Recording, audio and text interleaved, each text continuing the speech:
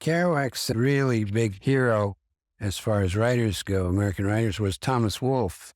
And that's what Kerouac and I had in common. Thomas Wolfe's book, Look Homeward Angel, a book out of the 1930s, was a direct inspiration for both of us. And I went to Chapel Hill, University of North Carolina, just because Thomas Wolfe had been there. Look Homeward Angel, it's a vision of America very similar to Kerouac's. Thomas Wolfe's hero sees America from a speeding train window, whereas in Kerouac on the road, it's from a speeding automobile window. And it's an America that no longer exists except in dusty old Greyhound bus stations in small lost towns out in middle America. So this nostalgia today for the 50s anyway is causing part of the renewed interest in Kerouac. I think the whole punk style is almost like a beat. It seems a little bit less to do with poetry. Poetry? What's that? The biggest, the first jazz and poetry readings in San Francisco were at the Cellar, which was here in North Beach and Green Street.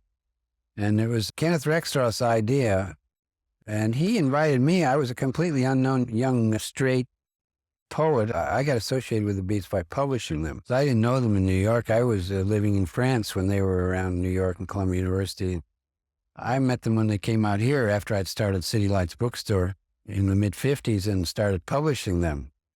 And they were mostly, the beat writers were all New York carpetbaggers or East Coast carpetbaggers, like Gregory Corso and Allen Ginsberg and Burroughs and Peter Orlovsky. And Kerouac was from Massachusetts. He went to Columbia University in New York, and I was from New York.